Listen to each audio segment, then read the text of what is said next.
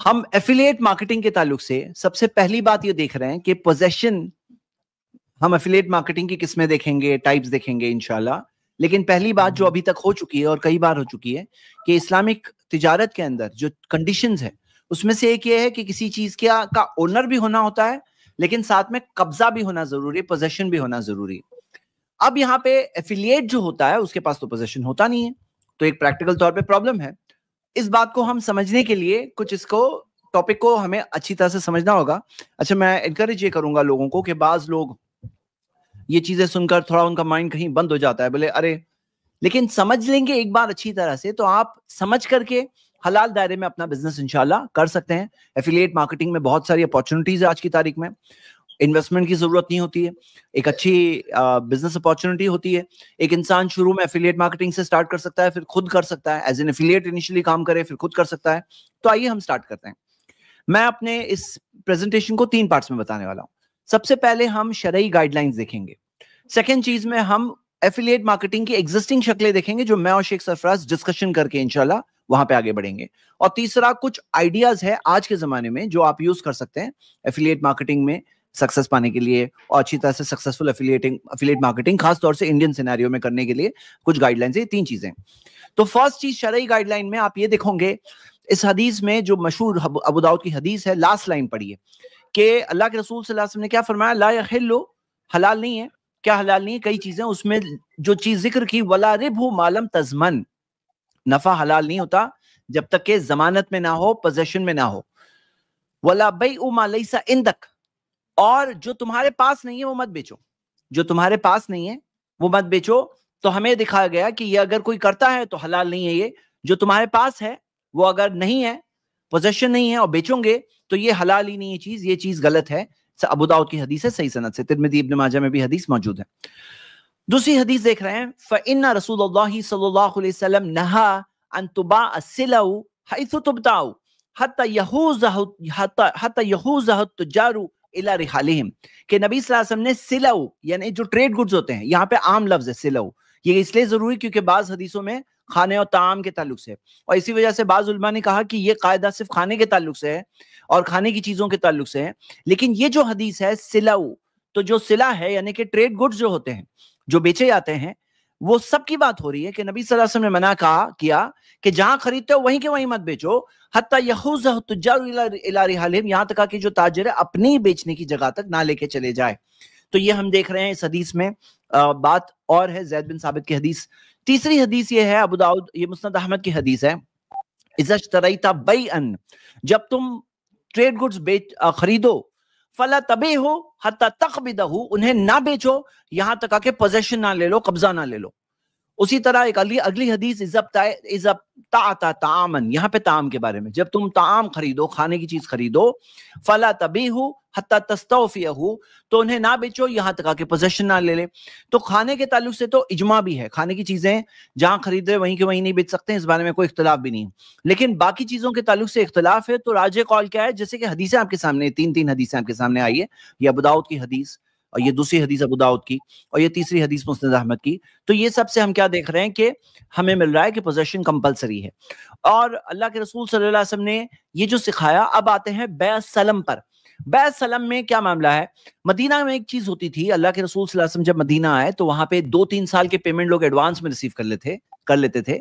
तो नबी सल्लल्लाहु अलैहि वसल्लम ने पाबंदी लगाई, मन असलफा फी शैइन, जो एडवांस पेमेंट किसी चीज का रिसीव करे, फफी कैल मालूम वो वजन मालूम इला अजल मालूम, तो वो एक फिक्स्ड उसकी क्वांटिटी के लिए हो, फिक्स मेजर के लिए, यानी मेजर का क्वांटिटी उसकी फिक्स्ड क्वांटिटी हो कि इतनी क्वांटिटी मैं दूंगा, वजन मालूम फिक्स इतना वजन का होगा, इला अजल मालूम इतने पीरियड के लिए होगा।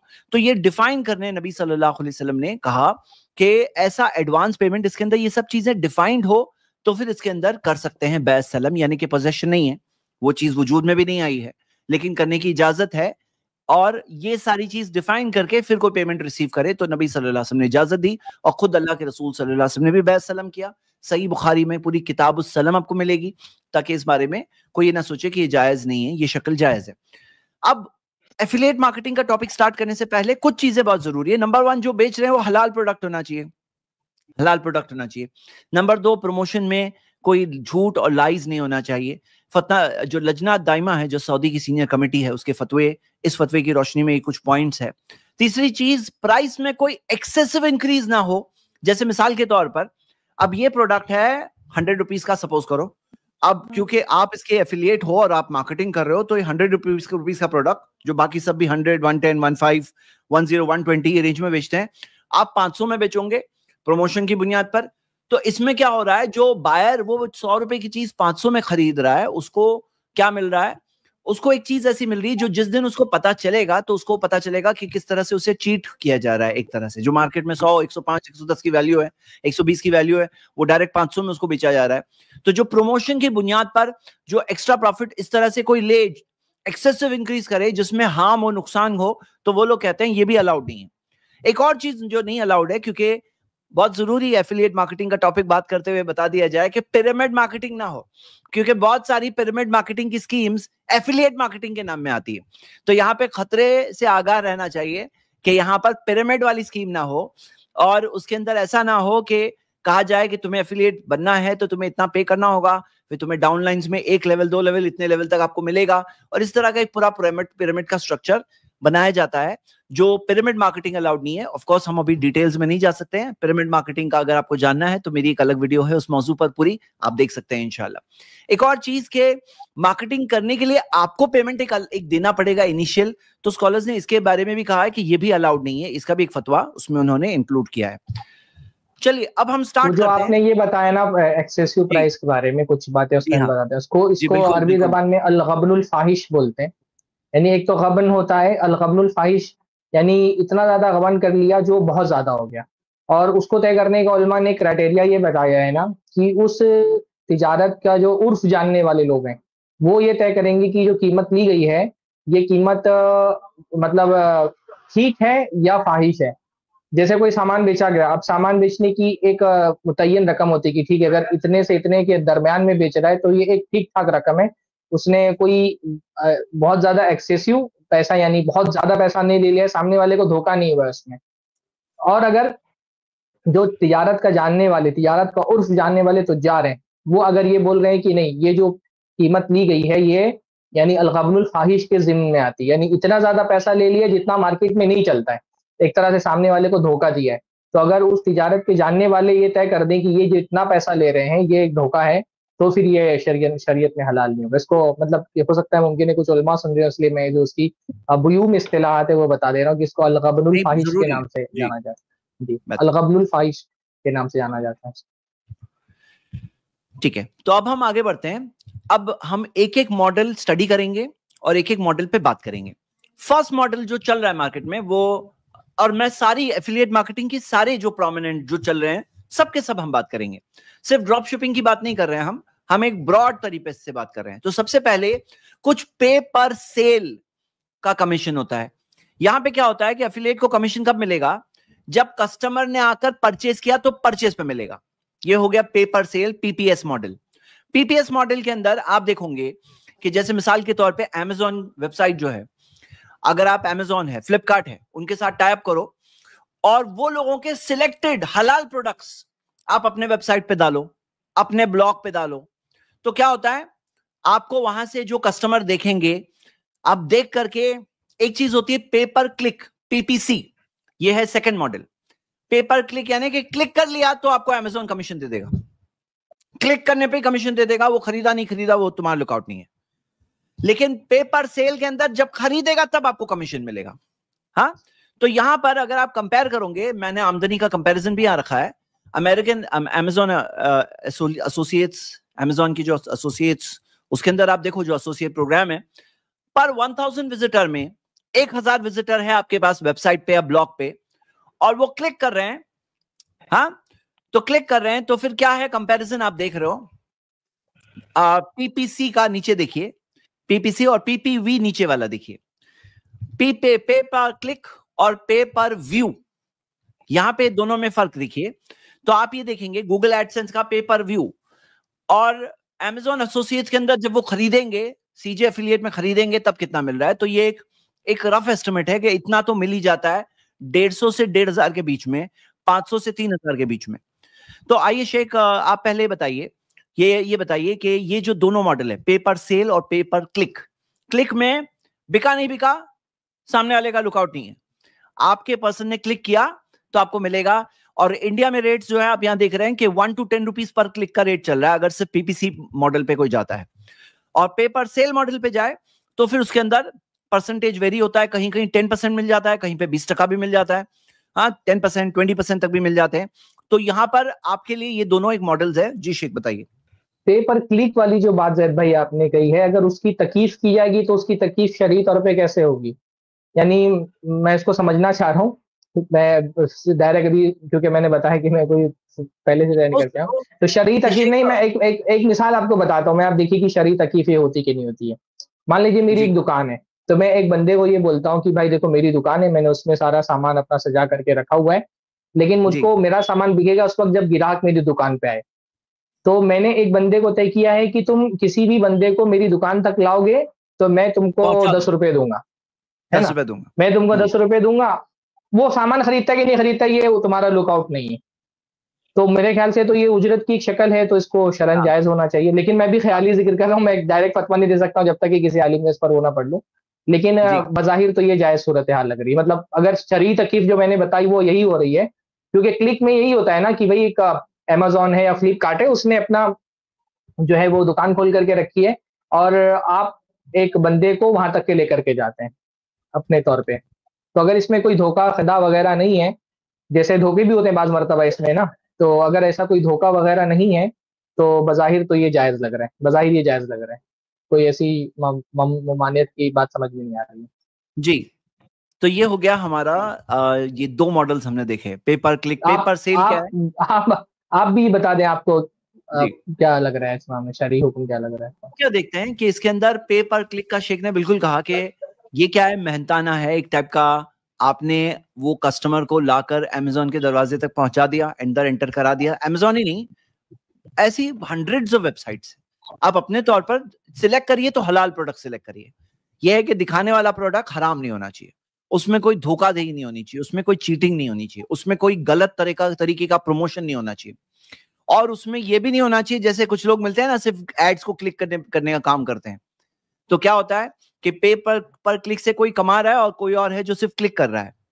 हाँ, तो ये सारी चीजें नहीं हो, धोखाधड़ी ना हो, तो एक हलाल इसमें धोखाधड़ी की आम शक्ल कैसे होती है आजकल? ये जो स्पैमर्स होते हैं क्या करते हैं, ये झूठ बोल करके अपने, जैसे ये होता है कि भाई इस लिंक पर क्लिक करो तो तुमको 10 GB मोबाइल में डाटा मिलेगा, मोदी जी जीत गए हैं तो उन्होंने ये फायदा रखा है कि इस लिंक पर जाओ। तो ये जो तरीके से लेकर के जाते हैं वेबसाइट पर, तो ये भी एक आजकल धोखे का बहुत आसान तरीका हो गया कि अलग अलग झूठ बोल करके वो कोशिश करते हैं कि किसी तरह से बंदे को वेबसाइट तक के लेके जाया जाए। सही, ये आजकल बहुत आम है। हाँ, तो ये हमने दो मॉडल्स देखा, और ये दोनों मॉडल्स जनरली बाकी पाबंदियों के साथ कोई कर रहा है, कोई धोखाधड़ी चीटिंग नहीं है, तो जनरली उलमा ने हलाल का फतवा दिया है इसके ताल्लुक से फतवे मौजूद हैं। अब ये तीसरा मॉडल आपके सामने, पेपर लीड। पेपर लीड क्या होता है? जिसके अंदर आपके पास कोई जो आ रहा है वो कोई चीज के लिए फॉर्म भर रहा है, चाहे ट्रायल के लिए साइन अप कर रहा है या सब्सक्राइब करने के लिए साइन अप कर रहा है। अच्छा, इंश्योरेंस कंपनीज की जो मिसाल यहाँ पे, ये जनरल जो पावर पॉइंट में आपको प्रेजेंट कर रहा हूँ, ये जो जनरली चल रही है हमारे लिए, इंश्योरेंस हो, बैंकिंग हो, वो सब हलाल नहीं है, वो सब क्लियरली हराम है। हाँ, तो हराम चीज को कट आउट करके हम हमारे एंगल से क्या सही है हम वो देख रहे हैं। तो हमारे एंगल से जो सही है उसके अंदर आप देखोगे कि कोई अगर हलाल बिजनेस हो, जैसे सॉफ्टवेयर का हो, एजुकेशन में हो, रियल एस्टेट में हो, तो ये चीज के अंदर ठीक है। हाँ, अब इसके अंदर सवाल क्या है कि आप जो लीड जनरेशन कर रहे हो, ये चीज क्या है, पेपर क्लिक के अंदर वो क्लिक करके पहुंच गया। लीड जनरेशन में क्या हो रहा है कि आपको वो फॉर्म में डेटा मिला, वो फॉर्म का डेटा सामने वाले को मिलेगा, और वो डेटा के जरिए वो अपना बिजनेस आगे बढ़ाएंगे। तो ये पेपर लीड वाला भी मामला एक अच्छा मामला है, जिसके जरिए एक आमदनी है, और हलाल बिजनेस है अगर, तो फिर अल्हम्दुलिल्लाह। जी शेख, आप बताएं पेपर लीड। लीड नहीं समझा मैं जैद भाई अच्छे से। लीड में क्या होता है? क्लिक करके गया वहां तक के, फिर उसके बाद क्या? नहीं, पेपर लीड में क्या होगा कि फॉर्म भराया जाएगा। अच्छा, फॉर्म भराया जाएगा, सामने वाले का डेटा के, उसका नाम, अच्छा, उसका मतलब फोन ये नंबर, इसको लीड कर रहा है कि यहाँ पर आपका एक कस्टमर है पहले से मौजूद, ये तो वो एक तो लीड उजरत है। वाली शक्ल होगी। हाँ, ये और वो पिछली शक्ल सेम है, सिमिलर है, सिर्फ पिछली शक्ल में वो क्लिक करके वहां वेबसाइट तक गया था, उसकी इंफॉर्मेशन नहीं मिली है, इसने फॉर्म भरा दिया, इसने लीड किया है कि यहाँ पर एक बंदा है, ठीक, तो ये भी तो उजरत ही की शक्ल लग रही है, जायज लग रही है। चौथी चीज, पे पर इंस्टॉल के अगर कुछ जैसे सॉफ्टवेयर होती है, एप्स होते हैं, तो वो इंस्टॉल आप कराओगे तो पर इंस्टॉल आपको पैसे देंगे, क्या आप पर पर्सन जो आपका इंस्टॉल करेगा उसके पैसे देते हैं। ये एक और चीज है। अगर आप किसी तरह से इन्फ्लुएंस कर सकते हो, चाहे व्हाट्सएप के जरिए, चाहे ग्रुप्स के जरिए, चाहे वो चीज ऑफ कोर्स वायरस वाली सॉफ्टवेयर ना हो, हराम सॉफ्टवेयर ना हो, बेहया चीजें ना हो, गलत चीजें ना हो, हाँ, हराम चीजें ना हो, तो उसके अंदर लाहव लाइव से कनेक्टेड चीजें होती है, कुछ गेम्स वगैरह होती है इंस्टॉल कराने के, वो लाहव लाइव है, टाइम वेस्टेज है, जिंदगी वेस्ट करने वाली बात है ना शेख? गेम्स की जो सॉफ्टवेयर, आपने गेम्स पे लेक्चर भी दिया है हाल में, गेमिंग पे। जी सर भाई जी। हाँ, तो गेम्स की सॉफ्टवेयर इंस्टॉल कराने के अगर पैसे किसी को मिल रहे हैं तो ये तो सही नहीं है, क्या बोल रहे हैं? नहीं, उसमें गेम्स में बहुत सारी चीजें हैं, गेम्स में कार्टून जो हैं बनाए जाते हैं इंसानों के, वो भी जायज नहीं है, उसमें मौसीकी जो होती है वो भी जायज नहीं है, उसमें जो वक्त ज़ाय होता है वो भी जायज नहीं है। फिर वो बहुत सारी गेम्स जो हैं अब तो आजकल जुए की शक्ल में आ रहे हैं, ज्यादातर गेम्स जो जुए की शक्ल में आ रहे हैं, तो वो भी जायज नहीं है जी। जुए वाले खास तौर पे ज्यादा कमीशन देंगे। याद रखिए सब लोग, जुए वाले जो होते हैं ना, उनका बिजनेस मॉडल ऐसा है कि बहुत ज्यादा कमीशन देते हैं जुए वाले, लेकिन सब क्लियर कट हराम, क्योंकि तावनु अलल बिर्रि व तक़वा, नेकी और भलाई के कामों में ताउन करो, वला तावनु अलल इस्मी वल उद्वान, गुनाहों और नाफरमानी के कामों में ताउन मत करो, यही रूल है इसके अंदर। तो पेपर इंस्टॉल के अंदर हलाल चीज होनी चाहिए, हलाल चीज है सामने वाले की, तो फिर ये आपको अपना मेहनताना मिल रहा है, आपने जो मेहनत की सामने वाले तक पहुंचाया, उसका प्रोडक्ट पहुंचाया, उसकी सॉफ्टवेयर पहुंचाए, और पेपर इंस्टॉल जो पैसे दे रहे हैं, जो आजकल इंडिया के अंदर पेपर इंस्टॉल में कमीशन जो है 10 to 100 rupees per install, app और इंडस्ट्री पे डिपेंड करके, आप अगर इंस्टॉल करा रहे हो 10-10 रुपए पर पर्सन से 100 रुपीज पर पर्सन, ये कमीशन रेट्स होते हैं। नॉर्मली ज्यादा भी हो सकते हैं, कम भी हो सकते हैं, ये सिर्फ एक रफ अंदाजा आपको दे रहे हैं ताकि आप अपने तौर पर देख सको कि भाई मैं इसमें मेहनत करूं या नहीं करूं। तो ये 4 मॉडल्स हो गए। 5वां मॉडल, 2 टायर एफिलिएट मॉडल। मुझे इजाजत चाहिए इंशाल्लाह 10 बजे। फर्स्ट जाने से पहले आप कोई चीज अगर कहकर जाना चाहते हैं, कोई चीज आपने जो नोटिस की, तो आप जी एक पॉइंट बस मैं ऐड करना चाहता हूं यहाँ पर। एक टर्म है एस्टॉपल करके, ESTOPPLE, एस्टॉपल। एस्टॉपल ये टर्म होता है कि ये बहुत जरूरी है, इस वक्त ये तवज्जो लाना है इस चीज पे, शेख इस पे वजाहत भी कर देंगे इंशाल्लाह। ऐसा है कि आपने भी दुकान का एक एग्जाम्पल दिया कि आपका पेपर क्लिक वाला जब आप समझा रहे थे कि वो आपका काम सिर्फ इतना है कि आप लाए कस्टमर को और आपको दुकान में आपको एंटर कराना है, और आपका लुकआउट नहीं है, आपकी जिम्मेदारी नहीं है कि उसका माल बिकेगा या नहीं बिकेगा, ठीक है। इसमें प्रॉब्लम एक छोटी सी यहाँ आ सकती है कि अगर जैसे मैं हूं और मुझे आपने अपनी दुकान पे ये बोल करके रखा है कि भाई तुम्हारा काम सिर्फ ये है कि तुम लोगों को मार्केट से इकट्ठा करो और मेरी दुकान पे फुटफॉल बढ़ा दो, ठीक है। अब उसमें कोई ऐसा है कि मेरी मार्केट में क्रेडिबिलिटी है, मेरी फेस वैल्यू है, छोड़िए मेरा कोई रिश्तेदार भी वहां पर है, मेरा कोई दोस्त वहां पर है, ठीक है। अरे मैंने कहा आओ यार मैं तुमको जरा एक दुकान पे लेके चलता हूँ और ये तुम जो है इस दुकान पे आओ, तुम इस दुकान से खरीदारी करना, ठीक है।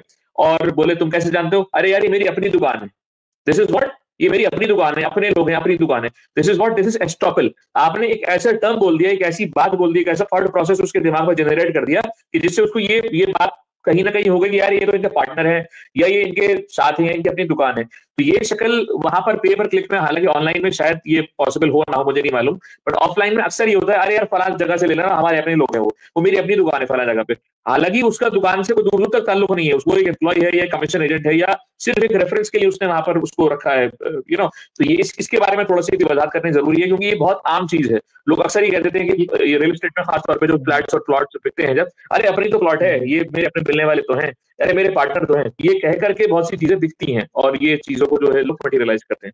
तो ये पेपर क्लिक वाला ऑनलाइन मोड हो गया, लेकिन मैं ऑफलाइन सिमिलर मोडस ऑपरेंडी में मैं ऑफलाइन नोट की बात भी कर रहा हूँ। ये एस्टॉपल का टर्म कहलाता है, कि ऐसे अपने आप को ऐसे रिप्रेजेंट करना कि आपका उनसे कोई मामला हो, यानी कि आपका उनसे कोई डायरेक्ट लिंकेज हो, जिससे कस्टमर के दिमाग को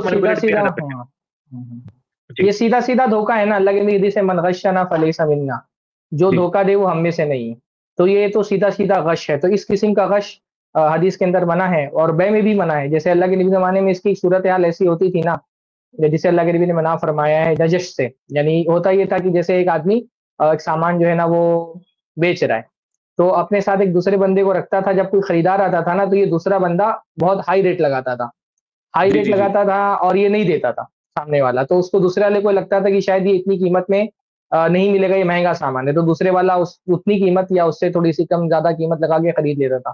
तो अल्लाह ने बेन नजस से मना फरमाया, तो उसके मना करने के पीछे भी असल मकसद ये कि वो धोखा है, यानी वो ये नजस की सूरत नहीं है, लेकिन क्योंकि वो गश है, उसके अंदर धोखा है, इस वजह से उससे मना किया गया है।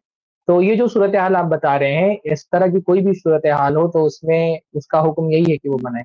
हमारे आमतौर पे मार्केटिंग में ना ये अखलाकियात मैनर्स नहीं देखे जाते हैं, और ये बहुत बड़ा मसला है। मतलब इस पे मैं चाहूंगा कि आप एक पूरा मार्केटिंग की जो शरई ज़वाबित होते हैं ना, किसी चीज की तशहीर के जो ज़वाबित होते हैं शरई तौर पे, उस पे एक पूरा प्रोग्राम होना चाहिए। मेरे पास भी उस पर काफी मवाद है। तो हमारे यहाँ मार्केटिंग में ये नहीं होता। जैसे आपने भी ऐप्स का भी बताया ना, तो जो सेलिब्रिटीज होते हैं वो जिस प्रोडक्ट की तशहीर करते हैं, वो गोया कि ये जाहिर कर रहे होते हैं उन्होंने ये सामान यूज किया है और उनको फायदा हुआ है। तो अगर कोई आदमी इस तरह से भी, अगर कोई उसने यूज नहीं किया है और अगर वो ये बता रहा है कि मैंने यूज किया है, मुझे फायदा हुआ है, और इस तरह से उसकी तशहीर कर रहा है, तो भी ये हराम है, ये हरामी की शक्ल में आएगा। और ये बहुत आम है मार्केटिंग में कि लोग ऐसा बताते हैं गोया कि मैंने यूज किया है, या ये बताते हैं, जैसे अब जो गेम्स वाले में भी आता है ना, इंस्टाग्राम पे जितने भी इन्फ्लुएंसर्स इस किस्म के गेम्स को की तशहीर करते हैं, जो जुए वाले होते हैं, तो जुआ तो हराम ही है, लेकिन ये लोग जो बोलते हैं ना कि इतना इतना मैंने लगाया तो इतना जीता, ये भी झूठ बोल रहे होते हैं। इनको तो असल में पैसा मार्केटिंग का मिल रहा होता है।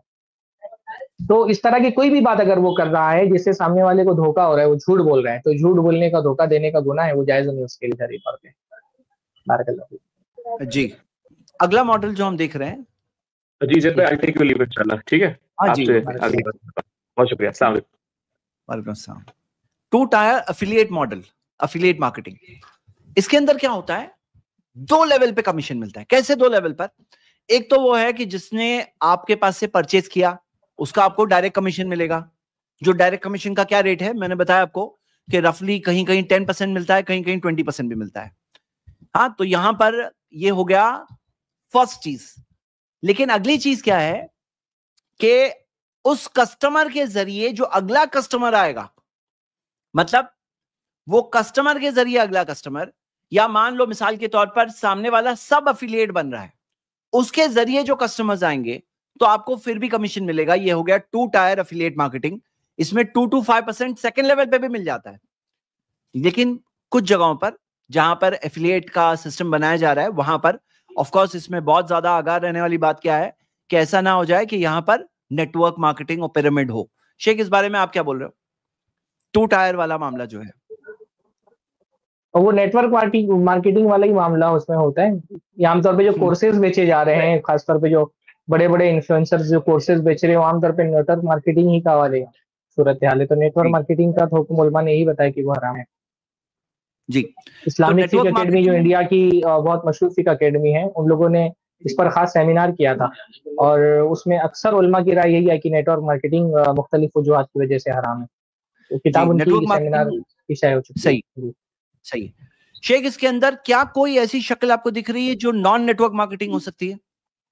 गौर करना पड़ेगा ज़ैद, मैं फौरी तौर पे नहीं जवाब दे सकता इसका। हाँ, यानी ये जो वाली देखिए, हम लोग है ना, मैं एक सूरत में इसकी तरकीब बता सकता हूँ। मैं किसी बंदे को अगर ये बोल दूं कि मैं तुमको मतलब 100 रुपया दूंगा, तुम कोई मुझको खरीदार ला करके दो, और वो बंदा किसी बंदे को बोल दे कि मैं तुमको 50 रुपया दूंगा तो मुझे खरीदार ला करके दो।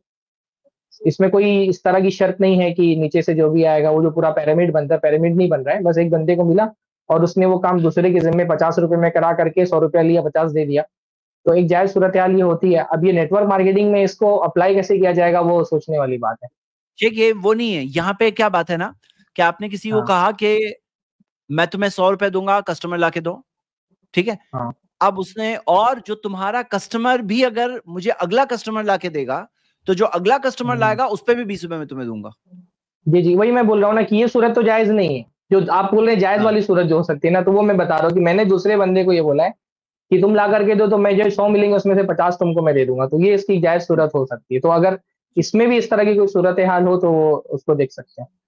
तो सब लोग अभी देखिए, हम लोग जो अलग अलग मॉडल्स डिस्कस कर रहे हैं ना, इसमें कुछ मॉडल्स मशकूक है, डाउटफुल है, और कुछ है जो क्लियरली शायद हराम होगा। तो ये 2 टायर वाला जो मामला जहां दिख रहा है, यहाँ पे हम लोग आपको ये कह रहे हैं कि इससे थोड़ा बच के रहिए। 2 टायर वाला दिख रहा है, क्यों? क्योंकि पिरामिड मार्केटिंग से बहुत, यानी कि बहुत करीब जा रहा है। शेख, यहाँ पे इसमें और पिरामिड मार्केटिंग में एक फर्क है। पिरामिड में क्या होता है ना कि जब तक सामने वाला खुद पैसे नहीं देगा तब तक उसको पिरामिड में शामिल नहीं किया जाएगा। मतलब क्या कि आपको 100 रुपए मैं दूंगा कस्टमर लाने के लिए, तो नहीं, पहले तुम्हें 1000 रुपए देना पड़ेगा, 500 रुपए देना पड़ेगा, फिर तुम्हें हर कस्टमर के पास 100 मिलेंगे। जी जी। वो जो पहले जो उसको देना है ना, वो मनी चेन का एलिमेंट है।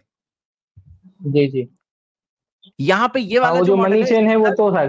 हाँ, यानी कि वो जो है वो प्रोडक्ट तो नाम के लिए होता है, प्रोडक्ट मकसद नहीं होता है, मकसद उसके अंदर मनी चेन होती है। तो जो मनी चेन के अंदर हर शख्स को लाना है एक पर्टिकुलर अमाउंट, तो ही जाके मार्केटिंग करने देंगे, नहीं तो मार्केटिंग नहीं करने देंगे।